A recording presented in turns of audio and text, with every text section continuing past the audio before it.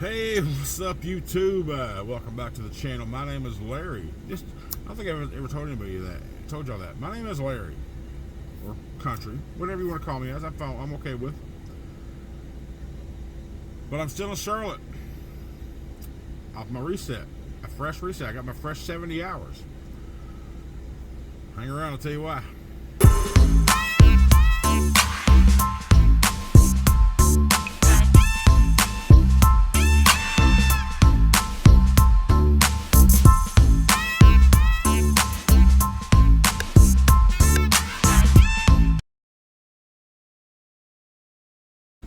So usually I wake up and I'll have a pre-assignment assigned to me every night, especially when I'm coming off my reset. And I was ready. My NAT was or my next available time was set for 7 a.m. this morning, Monday. And I woke up 6 o'clock and looked and didn't have anything assigned to me. So I waited for a little while before I went on duty and did things. So by 8 o'clock I still hadn't received an assignment. So I went on duty, did my pre-trip, and I was like, well, if I haven't got an assignment yet, there's a few things that the maintenance shop here can do for me. One, when I did my pre-trip, I realized my passenger side headlight was out, low beam headlight was out, which it wasn't Friday when I parked, or Saturday when I parked. I knew that because of Pro Strip. That, and then I had, of course, I wanted them to look at my oil, because I felt like it was a little runnier than I think it should. It was sort of like dripping off of the dipstick, and you know, the guy came out and looked and said, "Man, it's normal. It's at 30 weight." And I was like, that's probably what the deal." It just felt like it had less viscosity than it should have. But we both looked at it. There's no foamage. There's no smell. There's no glitter in there. Nothing wrong with the oil. It just, for me, for whatever reason, right now it just felt a little thinner than it should. But whatever. He okayed it, so we're going to move forward past that. There's a piece of trim that runs along the lower part of the cab, and here's where your fuel tank is. There's a trim that goes like right between here and the cab, the sleeper. It runs about 4 feet long. But I have been watching like clips break off. We're not really watching, but I've been noticing them. More clips are breaking off over the past months. Starting from the middle now, but over the week, this past week, the clip in the front, like towards my door, had broken. So now that thing's kind of just sitting there flapping, and I just don't want it to driving down the road and having a wind go up behind it and just yank it off and hit someone in the windshield, cause an accident or hurt somebody. So it's not a part they keep in stock, and those clips are just plastic clips, and they're just attached, and they're just cheaply made and just stupid. So we don't have those parts either. So he's like, well, I can just rip it off. I was like, well, I don't know. I was like, well, hang on. He's like, hang on, maybe I have a better idea. So we just drill a hole into it. Get away, you damn bees. That's the problem about sitting down with your windows down. Bees and flies want to come in and bug you. So anyhow, he drilled a hole in there and he zip tied it, which I'm fine with. It was right here in the front part of it, which is what I was worried about. I was like, as long as no wind can get back here and fly that piece off and hurt somebody, I'm okay with. So I'm good with zip ties and duct tape, baby. So. And then, of course, my seat, I mentioned to you, still losing air. It was losing air, and we just got the airbag changed in it. It was losing air, and come to find out, he went through the hoses and the lines, and he sprayed them with some soapy water to look for bubbles. And no, I'm not going to answer the call. I don't know who that is. So anyway, he come to find out it's the switch that raises and lowers the seat. On the back of this plastic switch, you got two. There we go, right there. You got two brass fittings off of this black plastic switch, and the top one's like for raise up, bottom one's to lower, or add air, release air, whatever. And he said the leak was coming from between the brass fitting and the plastic switch. So he swapped that out, and it seemed to be holding air right now, pretty good. So, which is great, fine, all that stuff's fixed. So I was in the shop about 2.5 hours. Still haven't got a pre-assignment. So when he was working on that little trim, which was the last thing he did, took like 4 or 5 minutes, I called the office, spoke to some, I don't recognize the names, but I just told him who I was and said, hey, I haven't got a pre-assignment yet, and I was off, my NAT was set for 7 a.m. He said, okay, I'll get a hold of the planner and I'll have him hook you up. I was like, okay, cool, hung up. It's been about 30 minutes since that conversation, so I literally just messaged my team leader, and I just simply said, Brian, help, in all caps, and then said thanks. He'll know what that means once he looks at where I'm at. So it is now 10:56 in the a.m. I've been on duty. I started my duty 3 hours ago, but I've been up and ready to go for 5 hours. Still waiting on a load. Like I said, man, in my last video, the trucking industry, there's something going on. It's rough. And you would think this time of year, going to the holidays, it would be totally opposite. We should have so much freight right now. I don't know, man. We'll see. I'll stay here as long as it takes, and I wouldn't mind taking another day off. It wouldn't be a bad thing. I could go get some more stuff from Walmart, some more stuff for the truck. I should go to a vape shop and get some more supplies built up. I can do that.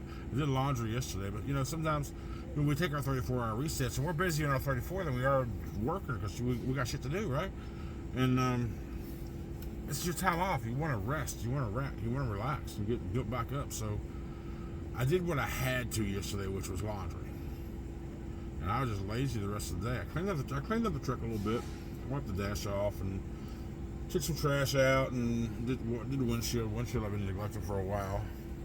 So I really didn't know how bad it was till the daytime is getting lower, so I'm driving more in the darkness. Yeah, so I gotta pay attention to that. But other than that, we're just gonna wait for a load. Monday, 11 a.m., the 23rd. Let's see where it takes us. We'll see you on the next clip. All right, good news. This is now Tuesday, October 24th. My official 1 year anniversary. It's weird. Last October 24th of 2023, when I started with Schneider orientation up in Green Bay, it was a Monday. This year, the 24th is a Tuesday. I feel like the days should have spread out further than that over the year. Anyway, I left out of Charlotte this morning. Well, first of all, when I woke up, I didn't have an assignment. So I called and talked to my DM. He's like, dude, I was like, what did I do, man? What did I do to make Schneider hate me? He's like, man, you did it this time. He's like, unfortunately, you're just in a black hole right now where there's no freight moving. He's like, last week was northeast. It's always kind of the south, like Florida and all that shit. Right now, Texas is bad to get out of. They had to deadhead a driver like 600 miles up into Arkansas so they can get into freight territory. So I got a load this morning. After we hung up, we talked for about 30 minutes, and we hung up. He's like, I'll see what I can get for you. I was like, I really wouldn't be too mad about taking another day off. I mean, I wouldn't be horrible because I'm in a financial situation. I was like, I'm not broke. So it really wouldn't hurt me that bad, but I still got goals to go to. And I even sent him a picture of my little roadmap to success, so he knows my plans. He's like, I appreciate you're able to weather the storm, which right now I am. I can weather the storm. Not saying I want to weather any storm, but I can for a little while if I needed to. It's just going to slow down my goals. And I always keep positive mental. I try to say, because if I can't control the outcome, if I can't change it, if I can't fix it right now, why am I going to stress about it? There's no point. And he's like, I've noticed that about you, man. You keep positive, and and he says, I'm impressed by it because some of the stuff you had to go through out here, but you're just positive and upbeat about it. I mean, yeah, I'm old, man. I'm an old man. There's not much out here that's going to really distraught me too much. but you're going to do that for so long, right? Before then you realize you got to make a change.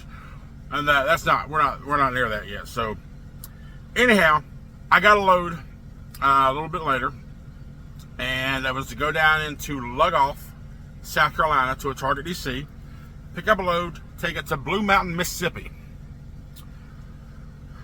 I get to Target. It's only 92 miles away from the Charlotte OC. So I get to Target. I say, here's my information. He was like, buddy, that trailer left here on the 19th and hasn't been back since. Said, okay. So I gave him the BOL number. Said, yeah, man, same BOL. I gave him the location, the delivery location. He said, yeah, man, same place. I was like, okay, can you give me the information about the driver who picked up this load? I said, sure. So he gave me a printout. Turned out it was an OC, owner-op. I was going to say IC, but this guy had a DOT number he had to provide. So he's not an IC. As an independent contractor, you use Schneider's DOT stuff. But as an owner-operator, you have your own DOT. So I feel like this load was taken off the load board sometime on the 19th, a week ago. And for whatever reason, it didn't get updated. I don't know why, don't know how, but it happened. So now, I told my DTL there's a pilot like 2 miles away from this DC that in Lug off,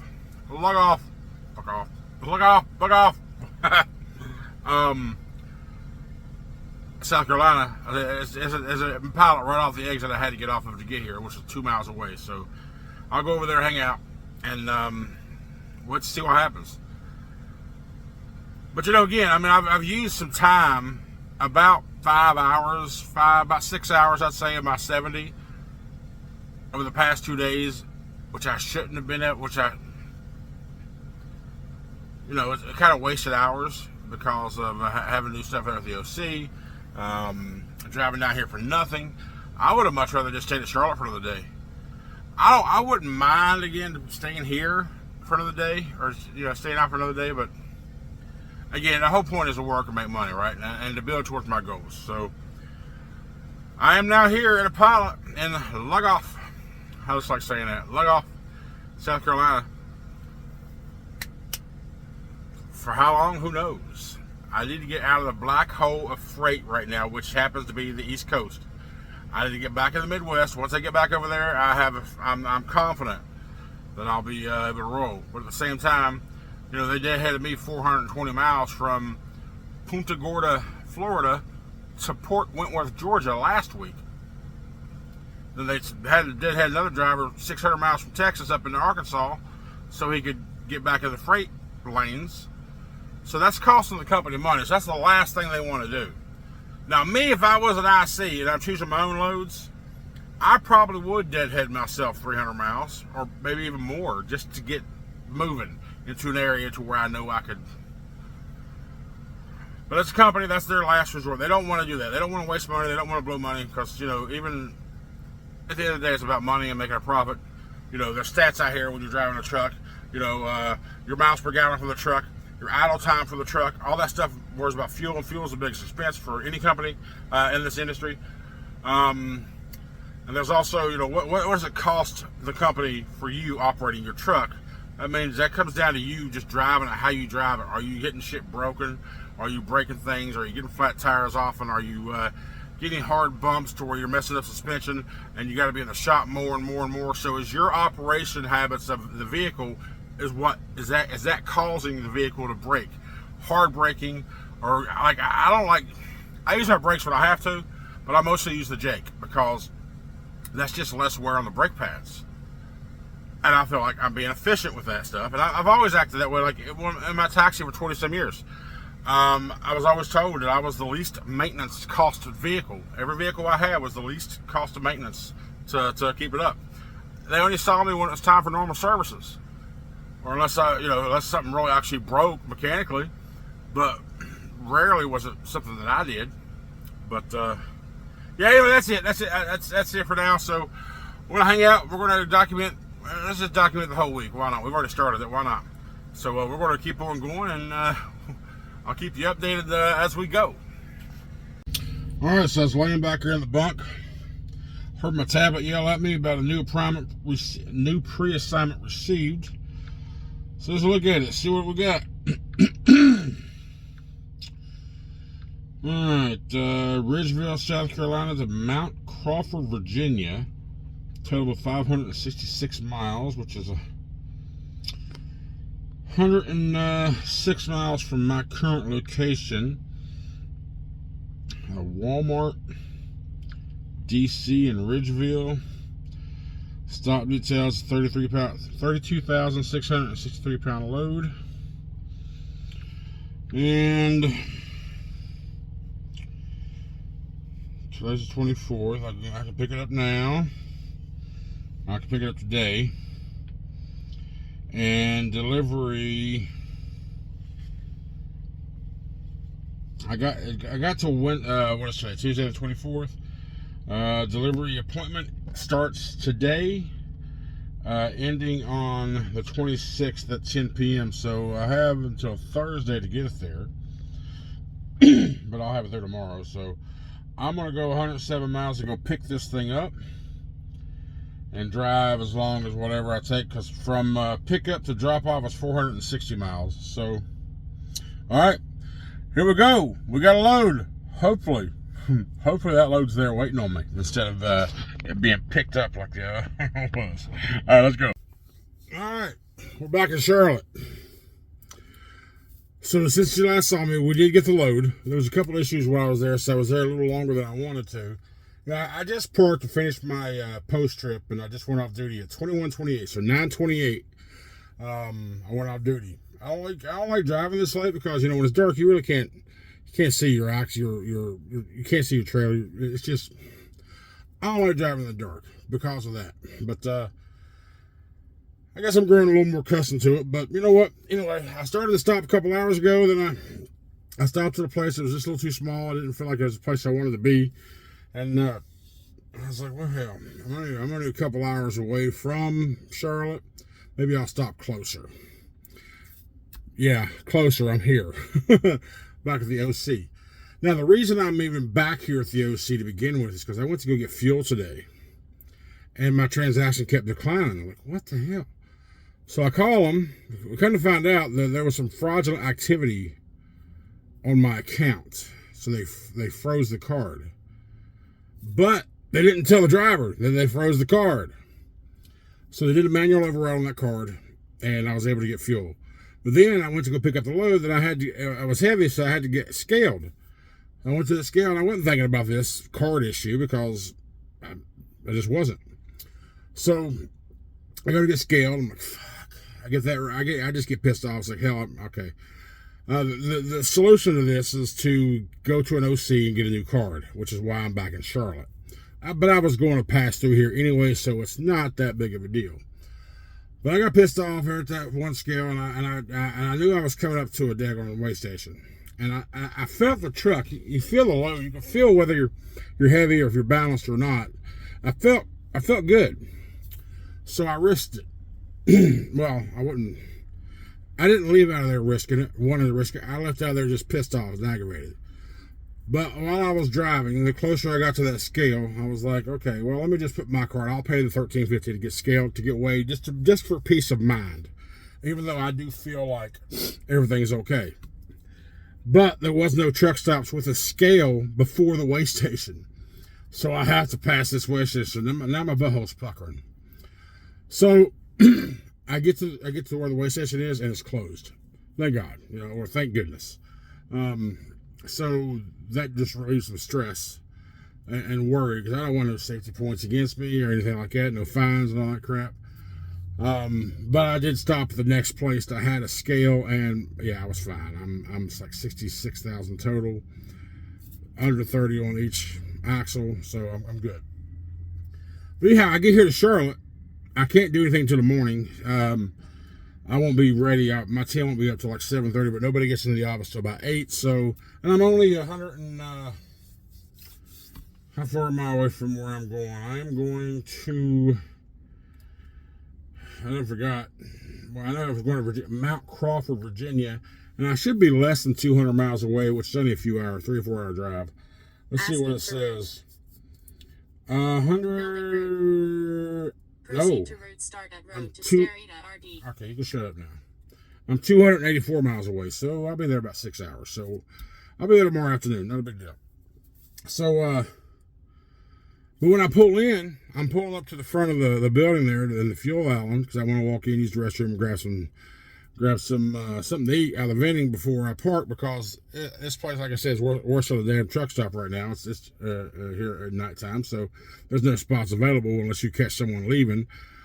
So I'm around the back in the middle of a bunch of cluster like everybody else is right now. So, but as I'm pulling up, I see a dude walking across the street. I'm like, that's fucking KO. the life of KO. If you, do y'all know who the life of KO is? He's an independent contractor for Schneider, and I've been watching him for months, which is how I've been learning more and more and more about the independent contracting deal. So KO, we talked probably 10, 15 minutes. He answered a couple of my questions that I still had on the IC thing, and you know, he's here. He's like he mentioned in his last video. He's here for his yearly, because he was in Green Bay a week before I was. Even though I'm company, he's IC.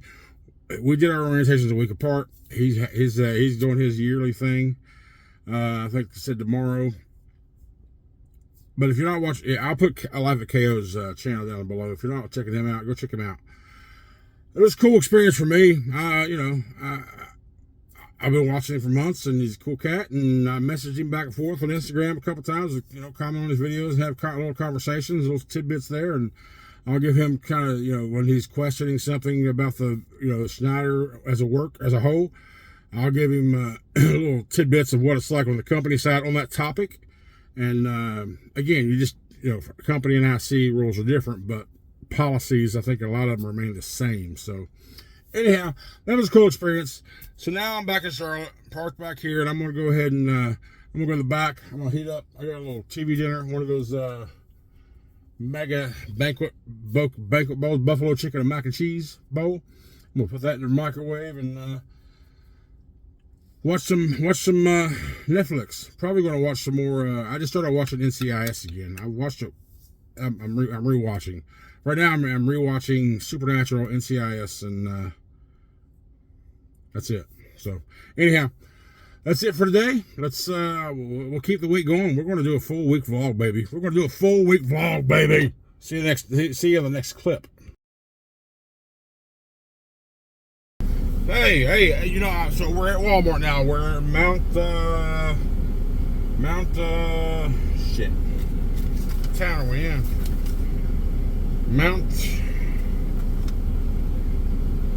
Mount Crawford, Virginia. Now, I literally just dropped my trailer, my loaded, and I got to pick up an empty now. But she was telling the security guard at the gate was telling me, be careful back there because they're having a rodeo. I'm like, a rodeo? So yeah, with the trucks. I'm like, what? What says this rodeo with the truck? So before I even grab an empty, we're gonna check it out and see what it's all about. Well, I just back here. Now there's some people at the tent there still, but they said they're kind of in the middle of like a shift change. So between like 3 and 4, they're off. It's 3:05 now. They're waiting for the evening shift to come in. They're not doing nothing. They just have like a course laid out with they got a truck and trailer in there. But I was asking them if I was starting to record, and they said no, you can't record it. So that kind of sucks. I mean, it looks like just a little truck driving course, but it sounded cool. Call it a rodeo. It's got to be more than just driving around a bunch of cones. But well, I guess I missed it. Just so happens where I'm picking up my empty is right next to this little course. You can see the coned off area. Like I said, they're not active right now. They're not doing anything. But man, it just sounds fun. To a truck rodeo? I would love to just, I got time. I would love to go over there and just play with them. Show them Walmart boys how Schneider does it. Pumpkin patch, baby. Woo! Good morning. Look at that. Appalachian Mountain fall foliage, man. Oh, you see that? Oh, okay. Good thing is I get to enjoy the scenery. Bad thing is, as you can tell, I'm on the side of the road with my hood up because I sprung a leak. I'm supposed to be up there on coolant level, still smoking or steaming. Yeah. Can't determine where the leak was coming from while it was running. But Schneider does have I called Schneider Emergency Maintenance. As you can see, I'm on the side of the road.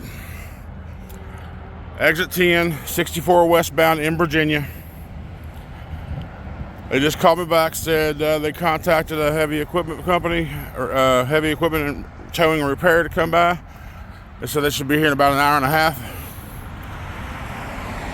When you break down, remember, Especially when you're on the side of the road. Put your triangles out. Put your triangles out. Alright, I'll give you updated when I know what's going on. Okay. Here's everything we know. Tech came by. We put some more fluid in there. Built some pressure up.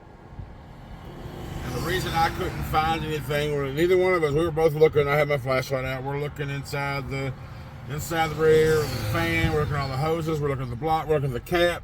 We're looking at everything. And then he points out to the front of the radiator, and he's like, "Come here." I go over there and look at it. There's just a waterfall of fluid gushing at the top of the radiator on the passenger side half, where the plastic and the aluminum meet. The seal just busted. Now I didn't run it. When I have my dash lit up, it says extremely low coolant level. Stop. Pull over immediately. About a mile later, I pulled up. My temperature didn't get hot, so I didn't overheat to cause that. It's just I found out after talking to Schneider maintenance, that this is the original radiator, and we're at 456,000 miles on this truck. So I guess in the winter, the cold and the warmth and the swelling and all that stuff, so I guess it's just time for it to bust out. So the tech that came by, the shop that came by to look at it, it's 12 miles away. He says they usually do most of Schneider repairs in the area. But once we found out what the problem was, he called his office and they told him to get back to the shop because you can't replace that on the side of the road. So I contacted my maintenance department, then told them everything, and they contacted the shop. The shop says that yes, they can. They have the ability to repair the part, but he didn't ask questions that I wanted to know. So I wound up calling the shop myself. Asking, questions like, I know you can do the part, but have you checked on whether you can get the part?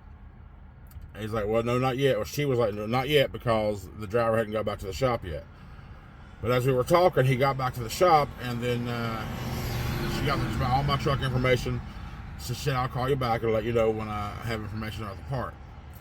But between that call, I got a call back from Schneider Maintenance saying they got a tow truck coming to me. Should be here in a couple hours to take me over to the shop and drop me off. But then I thought about it some more. I was like, I called the shop back and I asked her, I was like, listen, the tech's still there, right? She said, yeah.